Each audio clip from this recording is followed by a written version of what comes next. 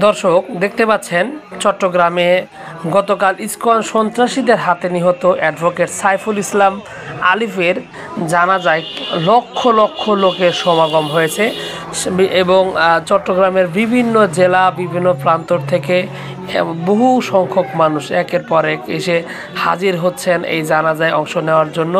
এবং এরা এই দুটি জানাজা অনুষ্ঠিত হচ্ছে, একটা এর আগে একটা হয়েছে এবং এটা দ্বিতীয় জানাজা।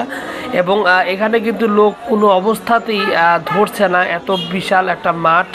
এই বিশাল মাঠের ভিতরে মানুষের সমাগম এত বেশি হয়েছে যে আসলে ধারণারও বাইরে।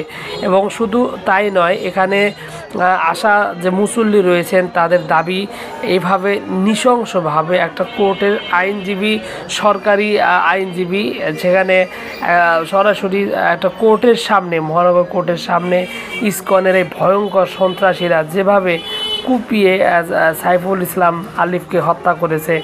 এই অ্যাডভোকেট সাইফুল ইসলাম আলিফের হত্যাকাণ্ড সারা দেশের মানুষের উপর মনের মধ্যে ব্যাপক রকমের একটা ক্ষোভের জায়গা তৈরি করেছে, ব্যাপক একটা ক্ষোভ সৃষ্টি করেছে।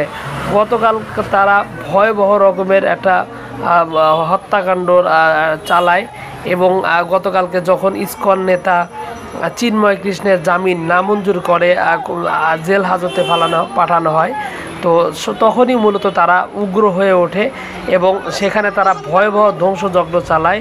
তারা মুসলমানদের ধর্মীয় উপাসনালয় মসজিদে ভয়াবহ ভাঙচুর চালায়, ঢিল দেয় এবং এর আরও 6 থেকে 7 জন আইনজীবীকে তারা আহত করে প্রচণ্ড রকমের, এবং তাদের মধ্যে থেকে সরাসরি কুপিয়ে হত্যা করে সাইফুল ইসলামকে।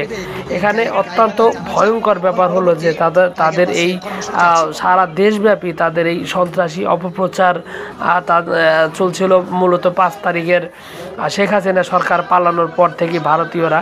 এরপরেই এরা আস্তে আস্তে উগ্র হয়ে ওঠে এবং সারা বাংলাদেশে তারা বিভিন্ন ধরনের সমাবেশ করতে থাকে এবং সরকার বিরোধী বিভিন্ন ধরনের মন্তব্য তারা করতে থাকে। এর আগে তারা এসিড দিয়ে সেনাবাহিনীর উপর এই চট্টগ্রামে হামলা করেছিল।